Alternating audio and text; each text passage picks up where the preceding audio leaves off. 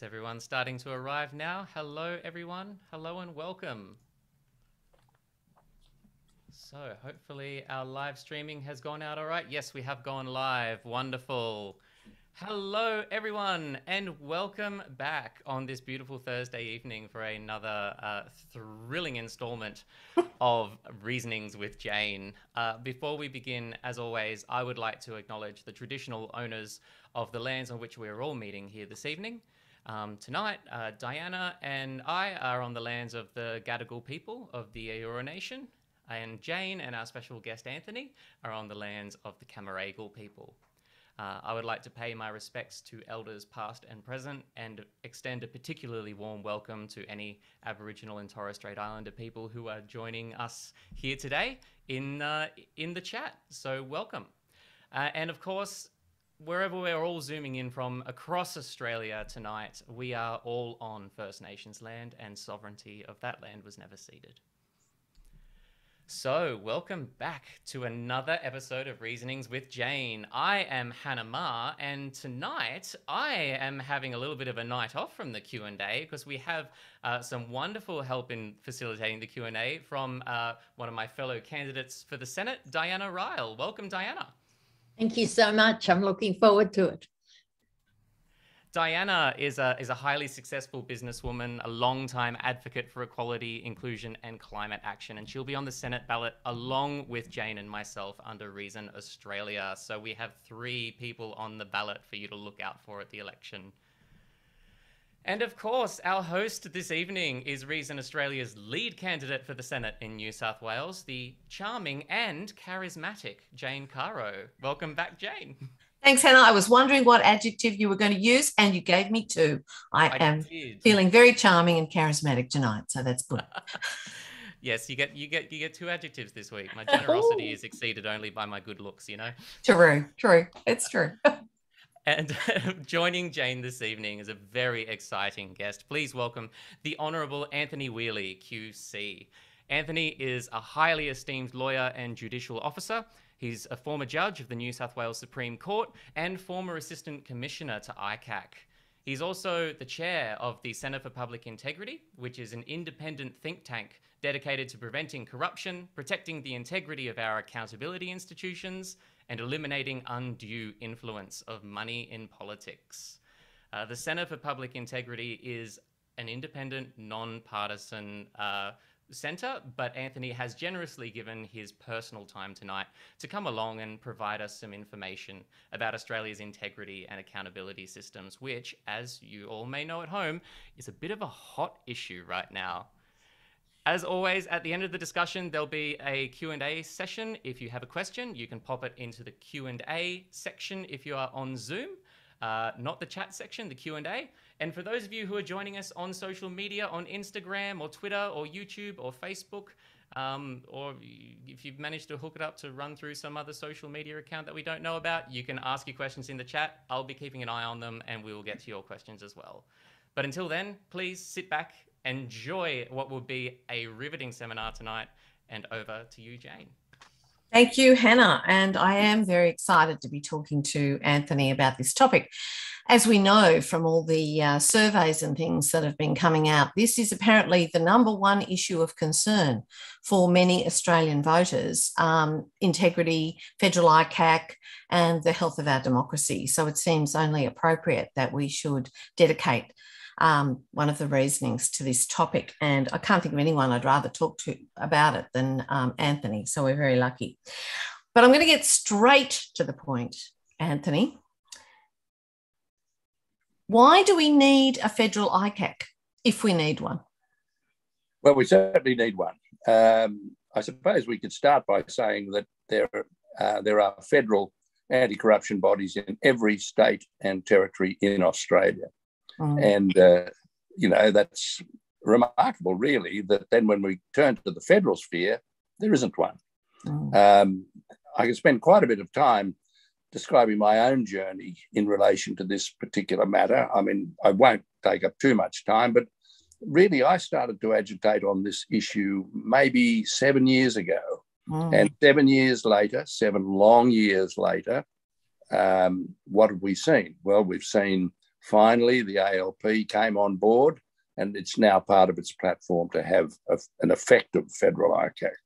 A number of independents and also the Greens at one stage have fulminated and advocated for a federal integrity body, and people like Helen Haynes have introduced a bill which really has not got anywhere, although it very nearly did.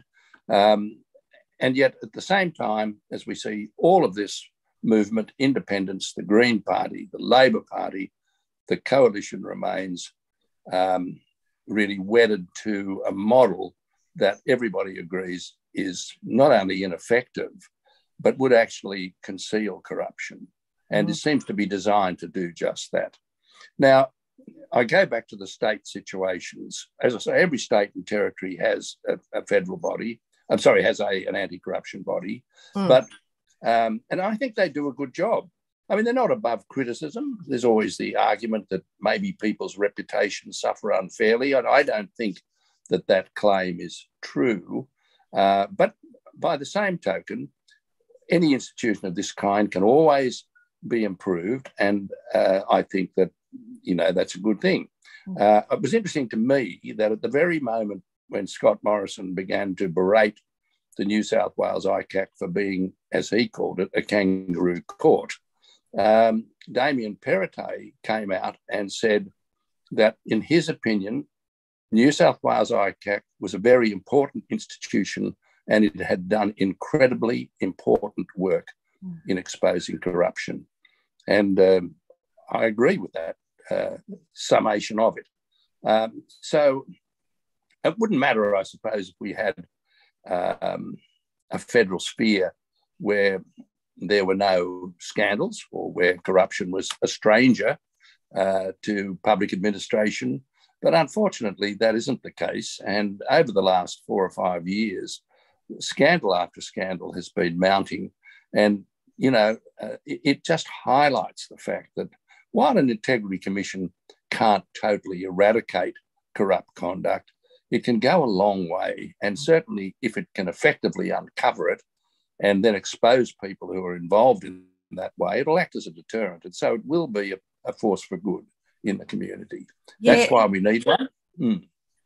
It's interesting to me. I think a lot of people perhaps, and I may not clearly understand it either, so it'd be good to get you to explain it to us, but I think a lot of people don't necessarily realise that the ICAC is not the same as a court. It doesn't look to criminal charges or to actually convict people. It's actually about uncovering corruption or soft, the sorts of practices that eat away, corrode at the kind of integrity of our political system, and may then uncover crime and recommend, that the police look into it or whatever. But that's not its point. Have I got it clear? Oh, Jane, you're right on the money there. So let's begin by saying that an anti-corruption body, whether it's state or federal, is no part of the criminal justice system at all. It's got nothing to do with it. It's an investigative body, and it's part of the executive arm of government, and it's given special powers to uncover corruption because corrupt conduct in public administration is very hard to detect and uncover. So you need to have a body with special powers. So what is an anti-corruption agency? What is an ICAC? It's a kind of standing royal commission, and it has all the powers of a royal commission, and it does what a royal commission does. In accordance with its terms of reference, that is the uncovering of corruption, it holds public hearings, it exposes people who are acting corruptly, and it makes a public report about it and gives recommendations. Now, it has nothing to do with really, essentially, with any criminal proceedings that might be commenced against somebody. Of course, it's gathered a lot of evidence, but what a lot of people don't understand is this simple point. The evidence before ICAC is of a special quality. It's like a royal commission because ICAC can force people to give evidence that incriminates them in a criminal offence. But that's not the reason ICAC forces people to answer questions. It forces them to do that because it wants to uncover the truth. Now, that's a big inroad into what we would call civil liberties, isn't it? You know, forcing people to confess that they've committed a crime. So the legislation recognises that, and the trade-off for that extraordinary power and that compulsion of evidence is that the evidence that's so gathered cannot be used in a criminal or civil trial at all. So I think this is not understood generally, and it's certainly not understood by the Prime Minister, who keeps calling ICAC a kangaroo court. It's not a court at all, and much of the evidence it gathers could never be used in a criminal proceeding. And that's because, as I say, the trade-off is if you're forced to answer questions that incriminate you, then those answers cannot be used against you. And I think once you understand the nature of this body, and once you see it's really like a royal commission, then any type of parallel observation with it as being part of the criminal justice system goes right out the window. It's very interesting that you talk about the special powers and that they have, and we've heard it called an ICAC with teeth, all that kind of thing, because surely that goes specifically to the point you made earlier about it in and of itself, its existence increases the sense of trust that people have in the integrity of our democracy and the institutions and the parliaments and the politicians making decisions, because there is a sort of governance, a system of keeping an eye on them. Without one, do you think that this is one of the reasons that so many people have become so cynical about our democracy and so scathing, perhaps, about our system? Yes, I do, because the fact is that there have been, as I said, some really awful scandals in recent time. That's just me. Can I mention just three of them? The misuse of public funds is really behind it all. And so the auditor, the Office of the Auditor, has found facts about the sports rorts affair, as it's called, that demonstrate that the minister ignored the recommendations of a body that was set up to work out who should get grants, and instead superimposed over those recommendations marginal electorates who would benefit the government in an election. Now, that's one. The next one was the car parks rorts, where some $660 million was involved out of the Urban Congestion Fund. Again, the Office of the Auditor found that the way in which this was implemented was for the selection of marginal seats that would benefit the coalition, and then promises were then made to those electorates to get the car park work, often in circumstances where it wasn't needed, or there wasn't even a car park near a railway station.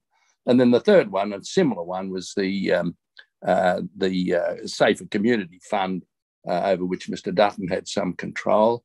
And the same sort of thing happened. So you've got over $940 million involved in these matters.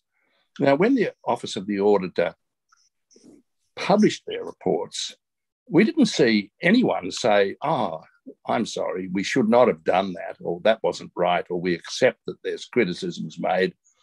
Instead, politician after politician and minister after minister simply played a straight bat and said, well, it was all for the good of the community anyway. In other words, there was no accountability. And Nice. Without an ICAC to actually dig in and see whether there is corrupt conduct here, and it would be the only body at a Commonwealth level that could do it, the political system, both in the public service, with politicians, their staffers and ministers, become blasé, and they think we can get away with it. And that means that it's eroded integrity in a terribly, terribly dangerous manner. Just one other thing, if I can add, my experience in New South Wales ICAC was quite revealing to me. And I've said to you at the opening that New South Wales ICAC, in my opinion, does a good job. One of the things it does is it educates the public service and the Parliament and parliamentarians in better practices. With each report where criticism is made of somebody for either corrupt conduct or less than satisfactory conduct, there's a second report always published, which is the one that contains the recommendations for improving integrity. And it's aimed not just at politicians, it's aimed at departments to tell them what they have to be on the lookout for and how they can improve to make sure that their practices don't sink into an area where they could dangerously veer towards corrupt conduct. So it's an educative function that is very, very useful. If you don't have it, if you don't have an ICAC, then you don't get that education.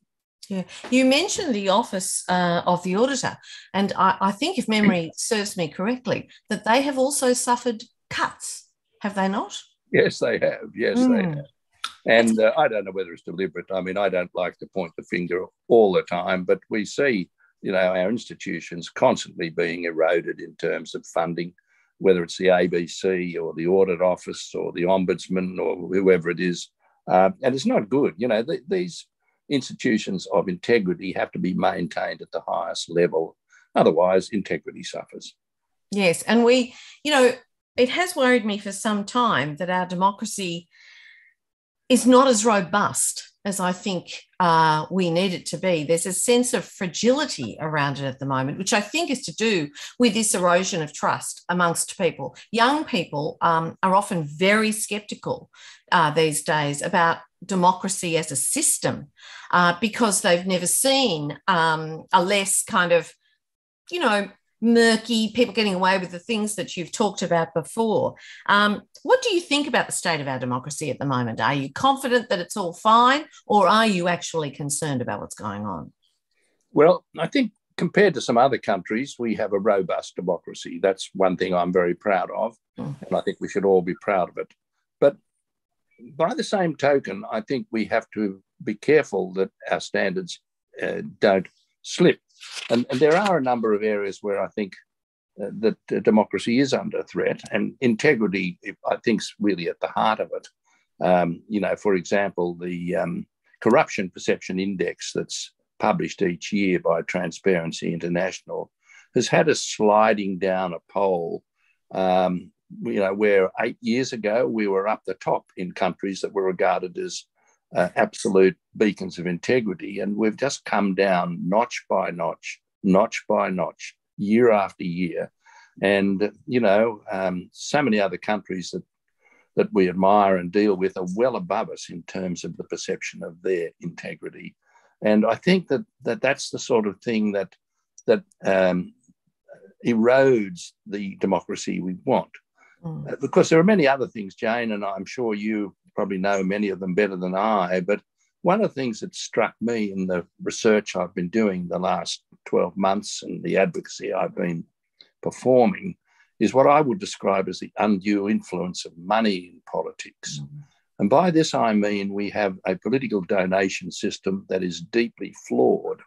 So big money pours in from big influences, and you won't be surprised to know that the people who pour the big money in get the big audience, and in the end, they get their interests protected by legislation. They get grants made in their favour, or they get special protections, whether we're talking about the fossil fuel industry, whether we're talking about the liquor and gaming industry or clubs and so on. They get special treatment because they're very big donors. And the point here is that this undermines democracy.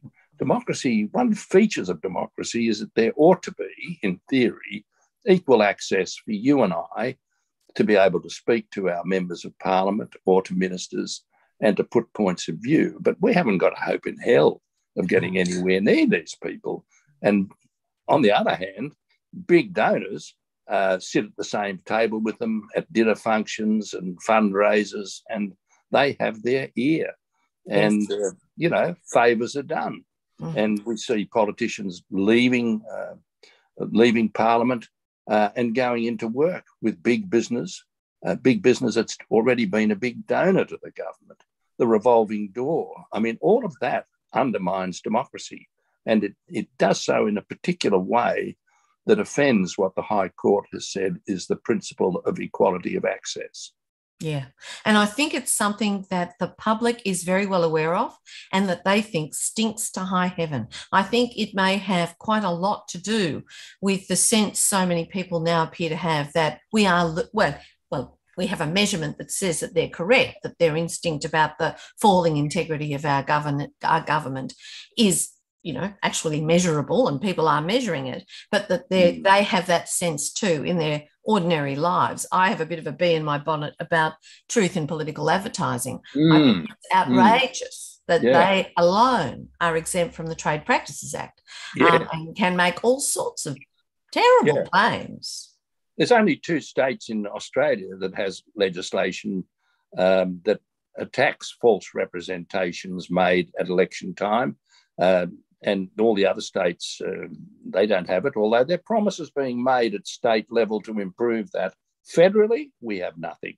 And federally, again, coming back to donation laws, they're the worst laws in the country. And that's really terrible, isn't it? That our federal system, in terms of no integrity body, in terms of really no control over donations or very little, and in terms of a lack of truth in political advertising, it's the worst of all of them. Why is it that federally we are so bereft of integrity measures? It's a very, very worrying aspect of our democratic life. And it's fair to say, I think, that both major parties, have been at fault here. It's not just the coalition. True it is, Labor is now starting to espouse better principles, but we're a long way from repairing the damage to which I've referred, a long way from it federally.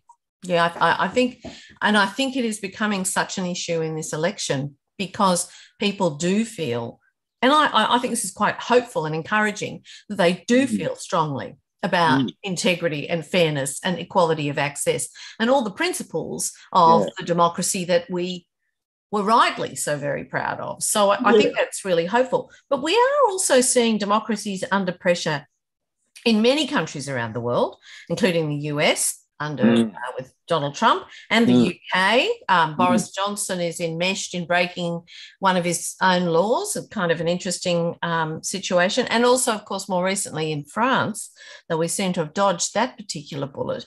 Why do you think this is? Why do you think there is a sort of almost a worldwide trend for democracies to become corroded, corrupted, and almost a kind of weapon in the hands of, demagogues, really, of some kind or another, or some degree of another? That is such a hard question to answer. I'm not wise enough really to know the answer, but I mean, it probably varies in each country you go to.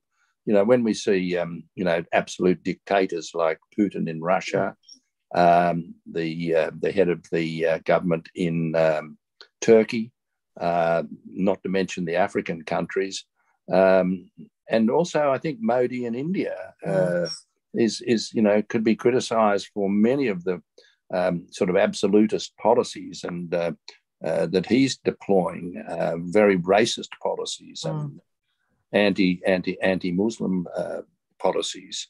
And then when we go to America, of course, which has always been, I suppose, from our childhood up, the sort of beacon of democracy. Yeah. It's just so distressing to see what happened with those years when Trump was president. And then to see what happened at the end after Biden won the election, that these people turned on the Congress in order to stop the certification of the president's election, was absolutely horrifying. But all of that dwindles into nothing when you see what's happened since, with half of America believing that there's a stolen election, and the Republican Party now espousing Trump once again, and also maintaining that the riots in January of that year really hardly occurred. It is so depressing. But I think the American problem is, if I may say so, really a Fox News problem. I think Fox News has really created and fomented this division in American policy. Now, that hasn't happened here in Australia yet, but I do worry. You know, I've got friends of mine that I was at university with, or fellows who are fellow judges and friends of mine, really good friends. And on some topics now, we can barely discuss things because they are motivated, or they watch Sky News After Dark, which is, in my view, a scandalous program, and which creates these divisions, which in the end lead to democracy being undermined. So what's wrong with the world? I don't know. I don't know the answer to it, but it's very worrying. And while we are not anywhere near some of those other countries, we have to cherish our democracy and our democratic institutions. We have to really hang on to them and think about them as a community, and at all times, talk with one another, discuss things patiently and not angrily, and try and work out, the best way to heal any divisions between us before they become irreparable, which is where democracy truly disappears. It's interesting you talk about Fox News and Sky News After Dark and all of that, and then we were just a minute ago talking about truth in political advertising, because it seems to me that part of the problem is people have started not to know what's a lie and what's the truth. Everything's become a matter of opinion rather than this is a fact that we can prove and that there's evidence behind, and that, we see, I suppose, that argument writ large in the vaccination debate, which is on one level about mandates and things like that, which you can make arguments on both sides. That is a matter of opinion. But on the efficacy of vaccinations, that's a really interesting change of rhetoric on evidence-based medicine versus a whole lot of people with a whole lot of, I'll get into trouble saying this, but I'm always in trouble, so who cares? Rather paranoid fantasies about vaccination, and people trying to control you and all this kind of. That's true. That's true. But also, it's not just, think of the debates we've had for years, even here in Australia, on climate change, where the same sort of hysterical opposition to the notion that we might be, by our actions as human beings in this country and elsewhere, doing damage to the planet. And also, what steps can we then take to fix it? And this has led to, it's died down a bit in Australia at the moment, but it's very much still there, I think.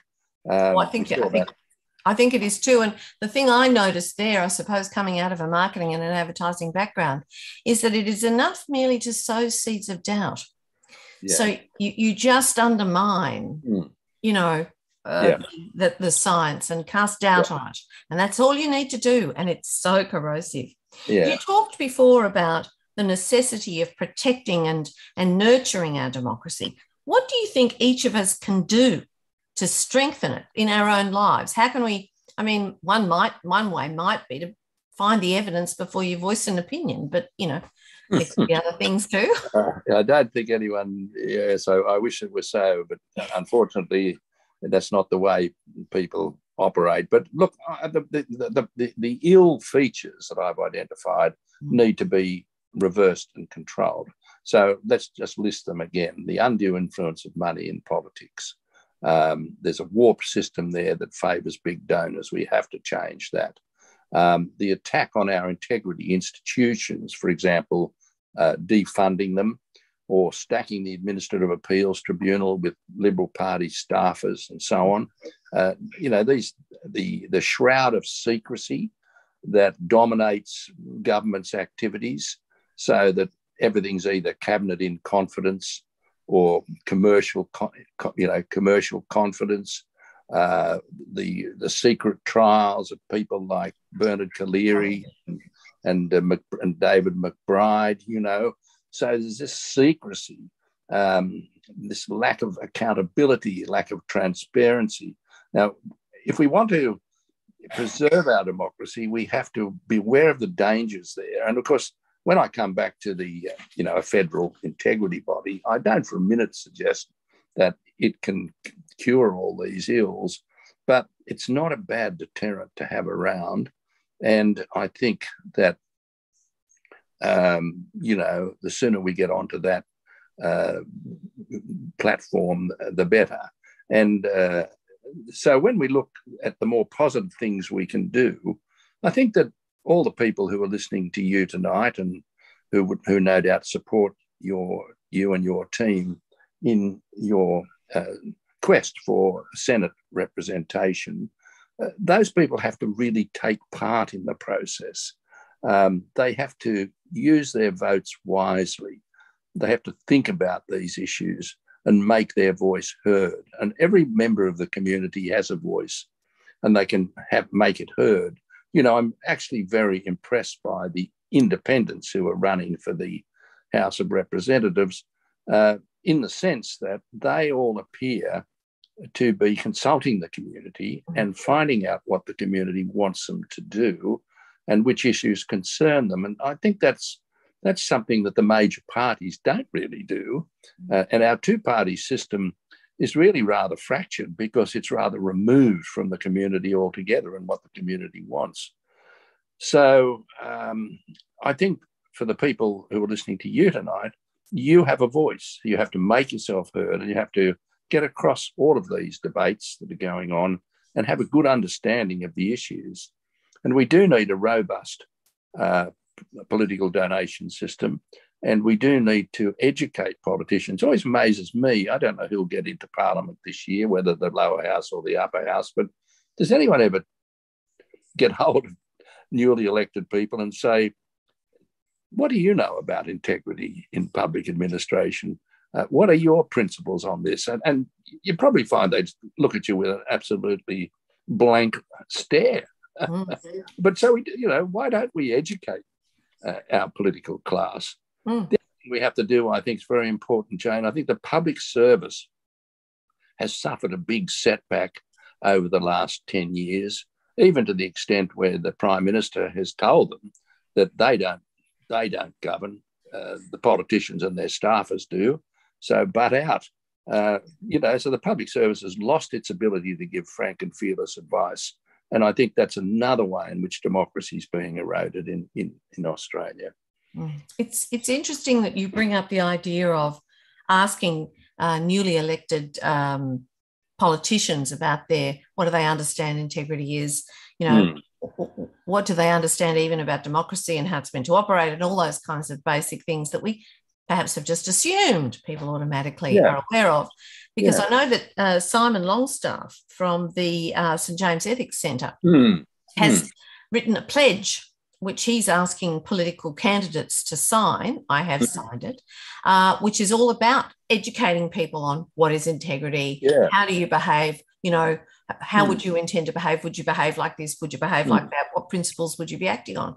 And when I read it, I thought, well, I wonder why this has never happened before. It was it seemed like the basic almost point of entry for someone who wanted to take a position in public life. But I'm really glad that such a pledge exists, and I would encourage more candidates to have a read, and possibly not just candidates, perhaps some incumbents could benefit from having a quick brush up on the whole idea of what integrity is all about. But I've probably asked you enough questions now, and I'm sure I want to see what people are saying in the chat and whether Diana and Hannah have got questions from our audience for you. How are we going, guys, in terms of questions? We're hoping that people will put questions in the questions section, but I think there was very strong support about the idea of an induction to the program. One of the things, Anthony, that I find as I speak to people is we actually need that whole program of what democracy is about for everyone in Australia. It's rather doesn't get a big run in education. From your perspective, a federal ICAC is a great start. What are the other things in terms of legislation that you believe are priorities to rebuild out the strength of our democracy? Well, I've touched upon some of them, and so has Jane. But let's begin with, we're here in an election at the moment, so we really do need to get truth in political advertising sorted out. We need to also, I think, completely reform our political donation system. We need to have legislation at a federal level that gets rid of the undue influence of money in politics.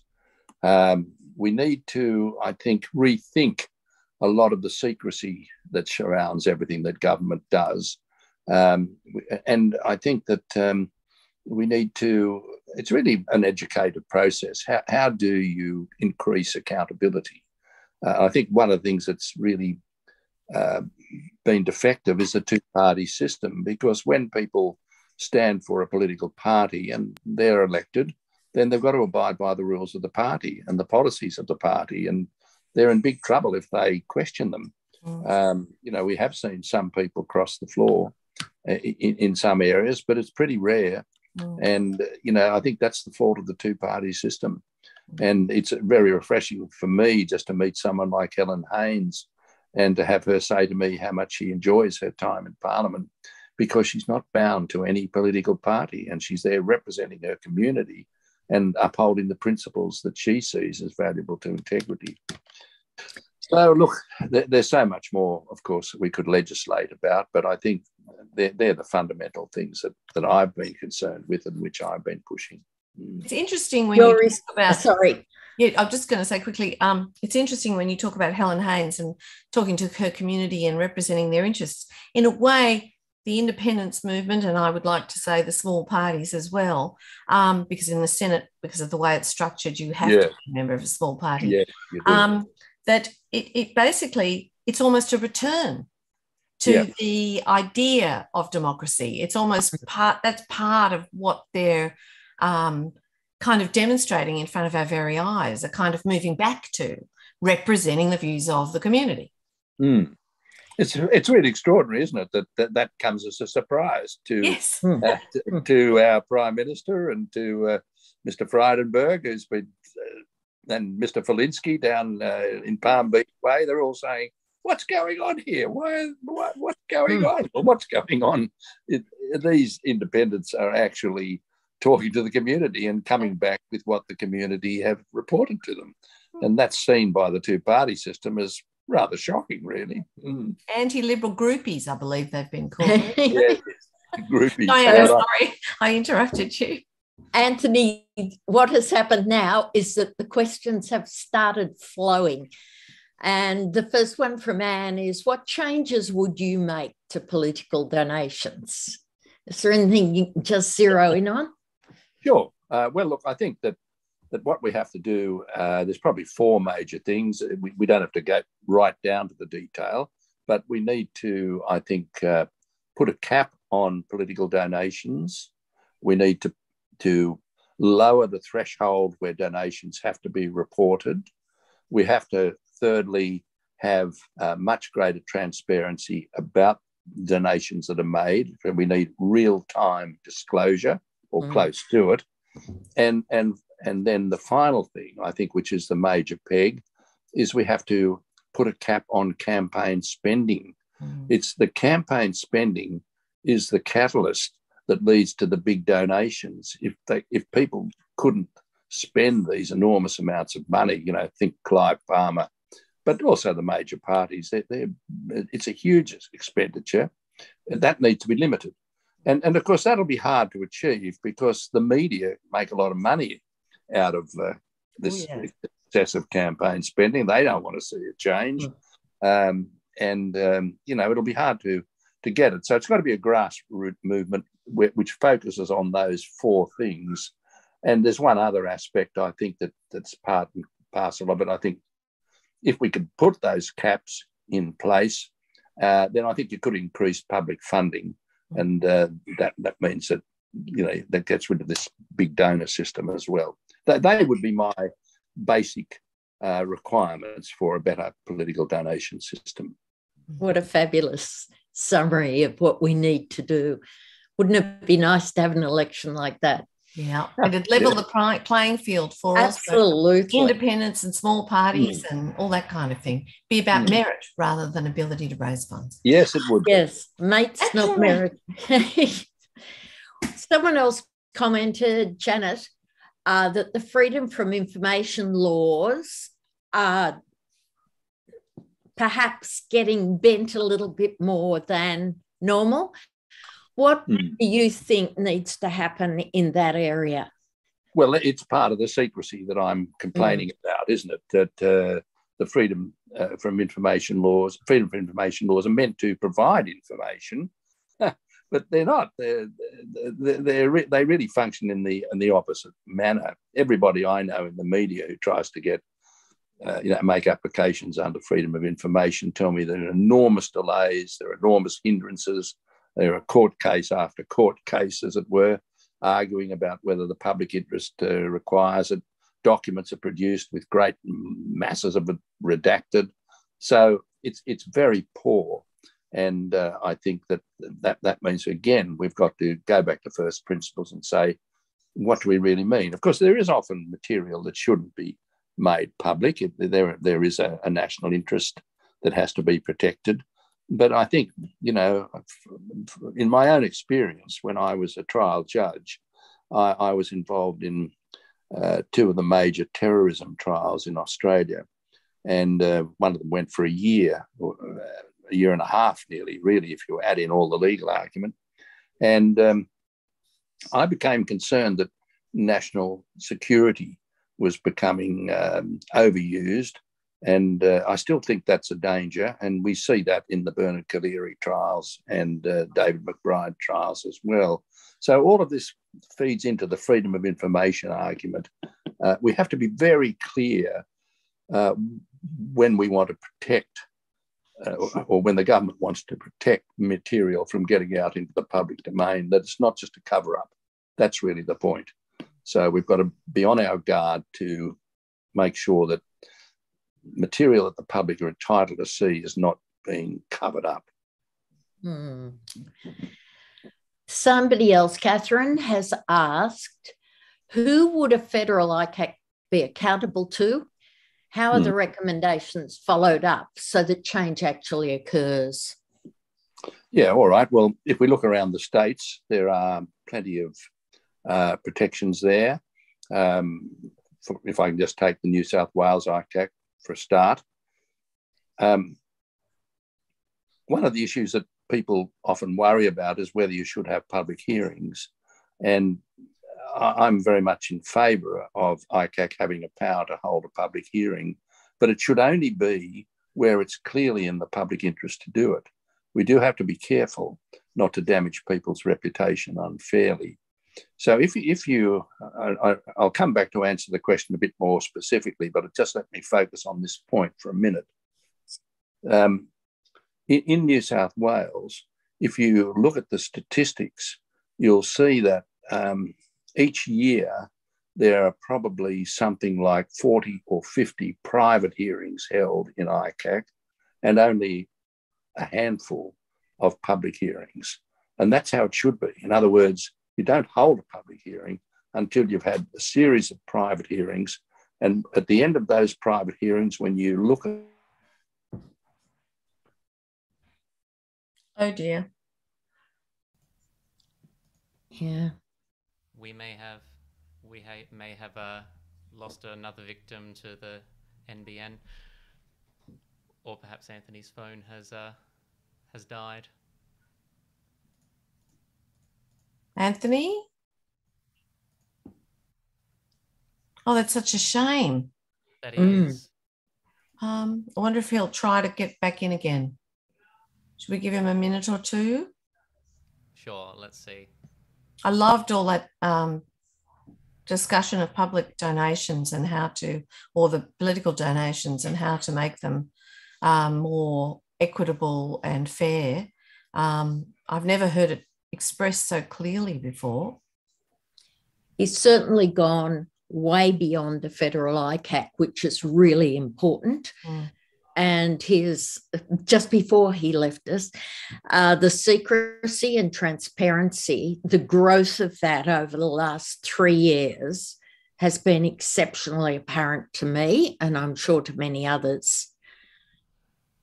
Yeah, and one that probably really needs sort of revisiting is the cabinet in confidence as well, because that has been used extensively to, it traditionally has a role to play in our democracy, but is perhaps that coming at the expense of transparency, and especially when you try to apply it to things like national cabinet, which is arguably not really a cabinet and therefore not covered by cabinet confidentiality. It's very, very fascinating.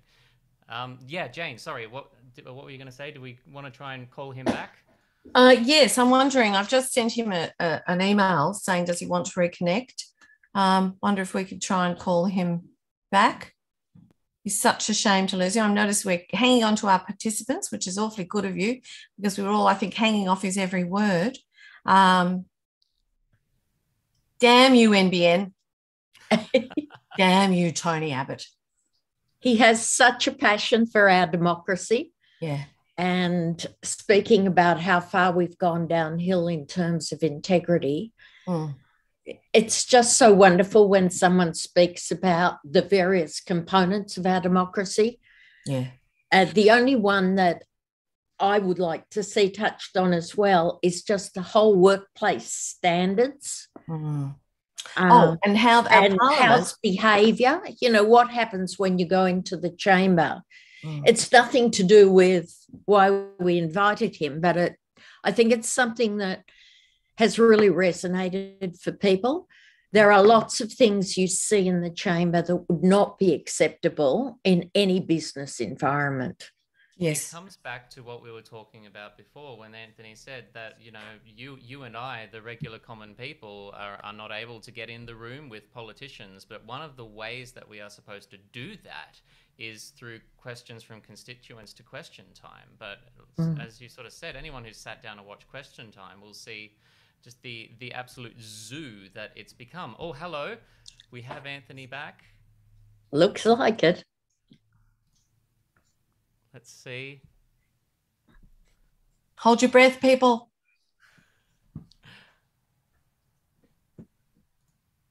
Yes. Hello. Hello.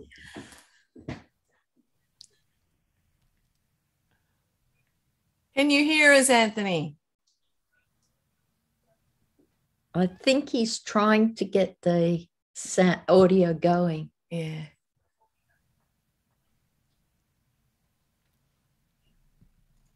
Hello, Anthony. Can you hear us?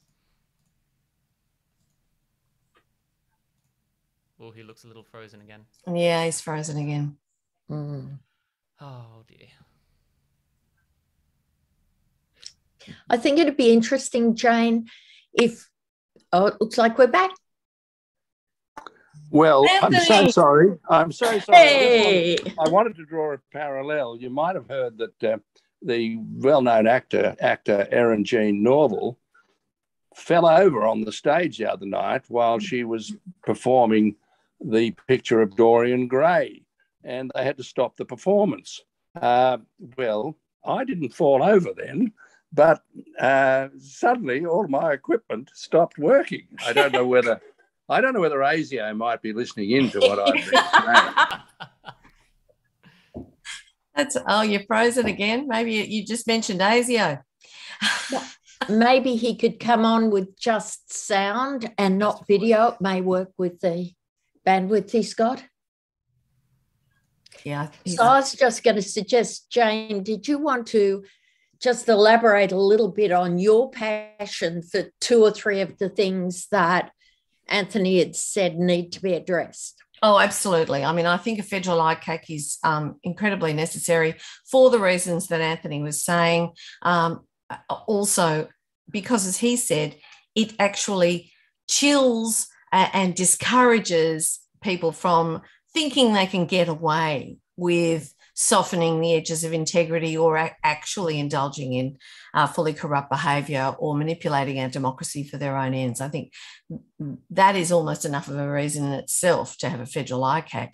And I do feel strongly that I worry that even though people are saying that integrity and democracy and federal ICAC and all those things matter so much to them, if this government actually is re-elected, and I'm saying this, Anthony, I know you're not because you're non-partisan, but I'm fighting an election here, you know, that in a way we're saying it's okay. In a way we're approving of that behaviour, and that does worry me. So, Anthony, we're hopeful that we've got you back again because we have lots of questions. And I have to tell you, we lost one participant in that break. So we're all hanging off your every word here. I think we still don't have sound.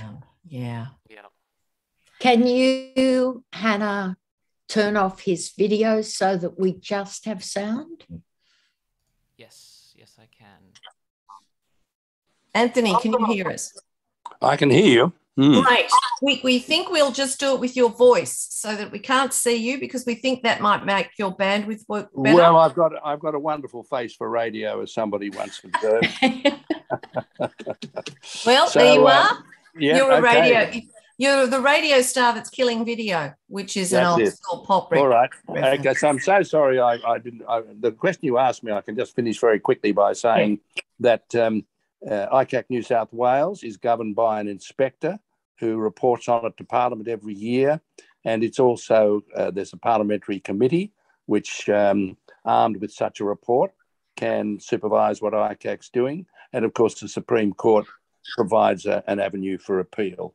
So there's quite a lot of supervision in New South Wales ICAC, and I would expect with a federal integrity body would have very similar protections. Do you want to ask? Oh, sorry, Donna. I was just wondering if Hannah wanted to ask some questions from if there are any coming in from the live stream. So some of the questions have already been answered. Actually, there was a similar sort of question about like how does accountability come out of ICAC if evidence can't be used? There were some questions from Facebook. Again, that sort of who watches the Watchmen kind of question, which I think we've had covered. If I could ask sort of my own question, because there are a lot of comments from various people on Facebook sort of talking when you were talking a bit about the state of the media and how that has been damaging our democracy. I think it's a sad sort of irony, because isn't the news media supposed to be the fourth estate, you know? Isn't it supposed to play a role in accountability, integrity and transparency? So I was wondering, what reforms would you like to see, or what would you like to see happen to make the media a stronger form of transparency and accountability? Well, of course, even though it's the fourth estate, the media is not part of, public administration. Maybe I can just give an anecdote. Recently I was in a public forum where I had a quick debate with a well-known media personality and journalist, Piers Ackerman, who often writes for The Australian or for Sky News. And he was making the point that in his opinion, the ABC is very biased and very left-wing. And so that drew my response, which was to say, well, I don't think there's any institution that's more biased in its political reporting than the Australian newspaper. Now, he took umbrage at that, and he said to me, but the ABC is a public broadcaster. He said, on the other hand, the Australian is a commercial operation. And he said to me, Anthony, you don't have to pay the money to buy it if you don't like it. And that's the difference. And that made me think, is it a difference? Of course, there is a difference between a public broadcaster and a commercial media outlet. But I think the answer to the question you've asked me is we have to have better standards within the commercial media. We have to insist on that. Now, one way of insisting on it is if people don't buy the newspaper, but that's not going to get anywhere because a lot of people love biased reporting. It feeds into their own obsessions. So how do we do it? I think we've got to improve the standard of media reporting. We've got to get the message across that we expect journalists, whether they're the ABC or whether they're the Australian newspaper, that they have to be fair and reasonable and not exhibit this sort of extreme bias. I would expect the same of the ABC, but I don't see, in terms of bias, I don't think why there should be one standard for the ABC and another for commercial newspapers. I think the ABC should try and rein in bias, and I think that the commercial media should do the same, and we've got to force them to do it. We've got to complain about it. It's another thing of having a voice in the community, but a very hard thing to achieve because it's not, the media is not a government institution out in the commercial areas where it operates. Anthony, I've got two more questions and I'm looking at the clock. From Yes. Nicole, do you think there's increased political engagement from a younger age? And are they getting to understand better the political system? I think, I think that we could lower the age of voting, definitely. I think that young people can drive cars at a younger age. They can all get into sexual relations at a younger age. They can protest at a younger age. Why can't they vote? But we do need to make sure our educational facilities, we should have courses on democracy and what it means and try and understand, have the students understand better, because otherwise they can be easily misled and go off on wild goose chases that don't lead anywhere. But it's always heartening to see young people concerned about climate change, and it's heartening to see young people concerned about integrity. I'm all in favour of young people. And as I'm nearing the age of 80, you might well understand why I look back on my youth with great delight. And but I just wish a lot of young people today, or I hope that young people today are more engaged than I was when I was 17 or 18. You know, in those years, we knew our place, didn't we? Our parents told us to shut up and sit down, and we did. And they didn't discuss politics with us or how they were going to vote. Yes, Now, that's right. I think I can sneak this very last one in because it's fast. Do you believe the remit of the federal ICAC should include the Australian Federal Police? Yes, I think it can, although you could have a separate institution looking at corruption in the police force. That's what we have in New South Wales. We have the Law Enforcement Conduct Commission, which looks at police officers, and we have the ICAC, which looks at the public service and politicians and local government. So I don't think it's necessary. Personally, I think that if you have an ICAC that's looking after both the police and all the other aspects of the public service and parliamentarians, it's going to be a very big bureaucratic institution. I'd rather see it divided into two myself. Mm. Hannah, I'm going to pass back to you. Okie dokie. Yeah, that brings us to almost spot on 7 o'clock, so we might wrap it up there. Thank you, everyone watching along, for bearing with us as we work through a few technical issues. Thank you, Diana, for joining tonight and helping out with the Q&A. Thank you, as always, Jane, for being a lovely host for this evening. And of course, thank you, Anthony, for sticking with us and coming back and providing us your valuable insight. You have been so insightful this evening. Thank you. Well, the show must go on, Hannah. The show must go on. That's exactly right. And thank you, Anthony, because I think you have explained things so clearly and concisely and with such knowledge and in such detail, but also succinctly. So I really appreciate that, because I think sometimes people feel a bit afraid of getting into the technicalities of this because they think they won't understand. But you explain it with such clarity, and I think that's a real gift, actually. So thank you. All right, and good luck to everybody as the election draws near. Thank you very much. All right. Good night, all. Bye. Bye. Good night, everyone. Bye-bye. Craig Foster next. That'll be a good one. Yeah, they're all good ones, every single one of them. Good night, everybody. Good night. Thank you, Hannah. Thank you, Diana. You rhyme.